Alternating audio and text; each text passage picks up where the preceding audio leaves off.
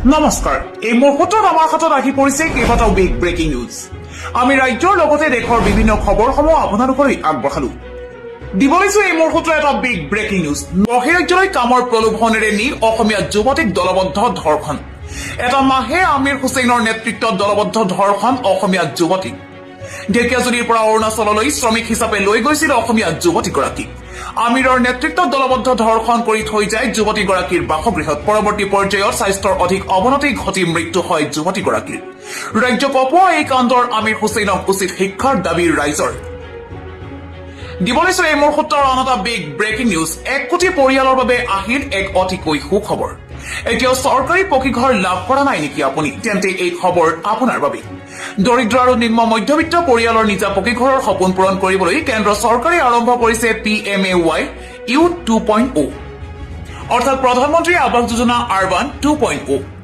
এই আঁচনিৰ জৰিয়তে দেশজুৰি নতুনকৈ প্ৰায় 1 কোটি পৰিয়ালক চৰকাৰী পকীঘৰৰ সুবিধা প্ৰদান কৰাৰ লক্ষ্য গ্ৰহণ কৰা হৈছে যিসকল যোগ্য হ'ব তেওঁলোকে চৰকাৰৰ পৰা ঘৰ নিৰ্মাণৰ বাবে আৰ্থিক সহায় লাভ কৰাৰ সুযোগ পাব আবেদনৰ বাবে প্ৰয়োজন হ'ব 5খন গুৰুত্বপূৰ্ণ নথি ৰেচন কাৰ্ড আধাৰ কাৰ্ড পেন কাৰ্ড আয়ৰ প্ৰমাণপত্ৰ আৰু মাটিৰ দলিল এই নথিসমূহ থাকিলে যোগ্যতা অনুসৰি আবেদন কৰিব পাৰিব এই সন্দৰ্ভত অসমৰ মুখ্যমন্ত্ৰী ডক্টৰ হিমন্ত বিশ্ব শৰ্মাই ৰাজ্যবাসীক উদ্দেশ্যি কয় যে চৰকাৰৰ লক্ষ্য হৈছে প্ৰতিটো যোগ্য পৰিয়ালৰ মূৰৰ ওপৰত এখন নিৰাপদ পকীঘৰ নিশ্চিত কৰা যিসকলে এতিয়াও চৰকাৰী আৱাস আঁচনিৰ সুবিধা লাভ কৰা নাই তেওঁলোকক নিৰ্ধাৰিত নিয়ম অনুসৰি আবেদন কৰিবলৈ আহ্বান জনোৱা হৈছে দিবলৈছো এই মুহূৰ্তৰ আন এটা বিগ ব্ৰেকিং নিউজ বিজেপিক ঘেৰিবলৈ একত্ৰিত হ'ল 21টা বিৰোধী ৰাজনৈতিক দল দেশৰ ৰাজনীতিত পুনৰ তীব্ৰ চাঞ্চল্যৰ সৃষ্টি হৈছে ইণ্ডিয়া মিত্ৰজোঁটৰ অন্তৰ্গত কেইবাটাও বিৰোধী দলে একেলগে ভাৰতৰ মুখ্য ন্যায়াধীশলৈ এখন যৌথ পত্ৰ প্ৰেৰণ কৰিছে জানিব পৰা মতে মঙলবাৰে এখন গুৰুত্বপূৰ্ণ বৈঠকত এই সিদ্ধান্ত গ্ৰহণ কৰা হৈছিল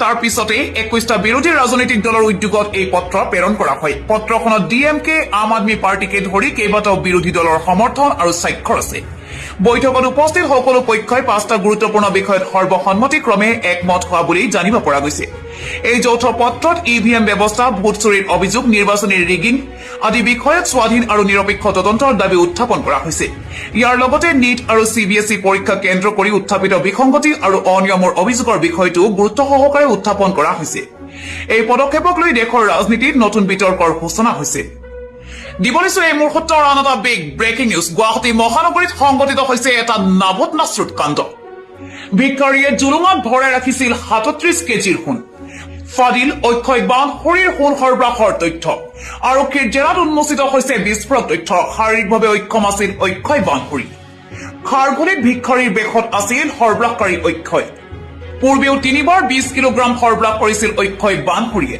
সোণৰ ডেলিভাৰী বয় হিচাপে কাম কৰিছিল অক্ষয় বানখৰীয়ে প্ৰতিমাহে দৰমহা হিচাপে লাভ কৰিছিল 80,000 টকা যোৱা দুমাহ ধৰি গান্ধী বস্তিৰ ভাড়াঘৰত বসবাস কৰি আছিল অক্ষয় বানখৰীয়ে অক্ষয়ৰ পৰা অসম আৰক্ষীয়ে জব্দ কৰিছে 4টা মোবাইল ফোন দিবলৈছো এই মুহূৰ্তৰ আন এটা বিগ ব্ৰেকিং নিউজ সৰ্বোচ্চ ন্যায়ালয়ৰ ৰায়ৰ পিছতে ৰাজ্যত একশ্যন মোডত প্ৰশাসন লুটুমাৰী সংৰক্ষিত বনাঞ্চলত চলিব প্ৰশাসনৰ সৰ্ববৃহৎ উচ্ছেদ অভিযান ৰাজ্যৰ 4খন সংৰক্ষিত বনাঞ্চলত উচ্ছেদৰ নিৰ্দেশ দিছিল সৰ্বোচ্চ ন্যায়ালয়ে লুটুমাৰী বনাঞ্চলৰ 500 পৰিয়ালত একেলগে চলিব প্ৰশাসনৰ বুলডোজাৰ প্ৰথমে 1200 পৰিয়ালৰ পিছত এইবাৰ 500 পৰিয়ালক উচ্ছেদৰ বাবে সাজু হৈছে প্ৰশাসন বনাঞ্চলৰ 5962 বিঘা ভূমি আছিল বেদখলকাৰীৰ কবলত দয়া নাই ক্ষমা নাই নীতিৰে উচ্ছেদ চলাব প্ৰশাসনে দিবলৈছো এই মুহূৰ্তৰ আন এটা বিগ ব্ৰেকিং নিউজ ৰাজ্যত বলপূৰ্বক ধৰ্মান্তকৰণৰ ভয়ংকৰ জাল হিন্দুৰ পৰা স্বপন দেৱনাথক ইছলামলৈ বলপূৰ্বক ধৰ্মান্তকৰণ কৰা হৈছে স্বপনৰ নাম সলনি কৰি দিয়া হ'ল চাকিৰুল ইছলাম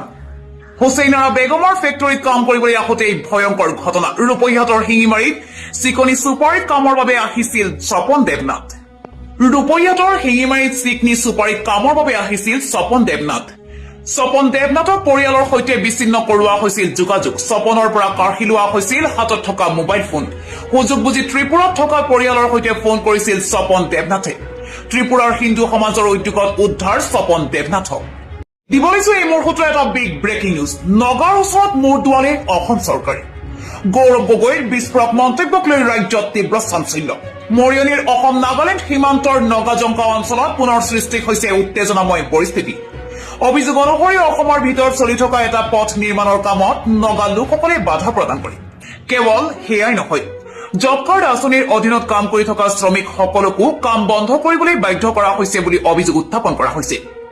এই ঘটনাক কেন্দ্ৰ কৰি সীমান্ত অঞ্চলত উদ্বেগ আৰু ক্ষোভ বৃদ্ধি পাইছে। ইফালে এই ঘটনাক লৈ যোৰহাট লোকসভা সমষ্টিৰ সাংসদ গৌৰৱ গগৈয়ে অসম চৰকাৰক তীব্ৰ ভাষাৰে সমালোচনা কৰিছে। তেওঁ অভিযোগ কৰে যে অসম চৰকাৰে নাগালেণ্ড চৰকাৰৰ ওচৰত মূৰ দোৱাইছে। মাটি লোভ কৰা মুখ্যমন্ত্ৰীয়ে নগাৰ ভয়ত মূৰ দোৱালে। তেওঁ আৰু কটাক্ষ কৰি কয় যে অসমৰ ভূমিত নগাৰ আগ্ৰাসন দিনক দিনে বৃদ্ধি পাইছে, কিন্তু সেই ক্ষেত্ৰত অসম চৰকাৰৰ দৃঢ় পদক্ষেপ দেখা পোৱা নাই। মুখ্যমন্ত্ৰী ডক্টৰ হিমন্ত বিশ্ব শৰ্মাই এই বিষয়ত দুৰ্বল ভূমিকা গ্ৰহণ কৰিছে বুলি অভিযোগ উত্থাপন কৰিছে গৌৰৱ গগৈয়ে। দিবলৈ এই মুহূৰ্তৰ আন এটা বিগ ব্ৰেকিং নিউজ। হিন্দু জলসন্ধিক লৈ পুনৰ ভাৰত পাকিস্তানৰ মাজত তীব্ৰ উত্তেজনা। পাকিস্তানৰ জলবায়ু পৰিৱৰ্তন মন্ত্ৰী মুছাদ্দিক মালিকে ভাৰতক লক্ষ্য কৰি পুনৰ এবাৰ তীব্ৰ ভাবুকি প্ৰদান কৰিছে।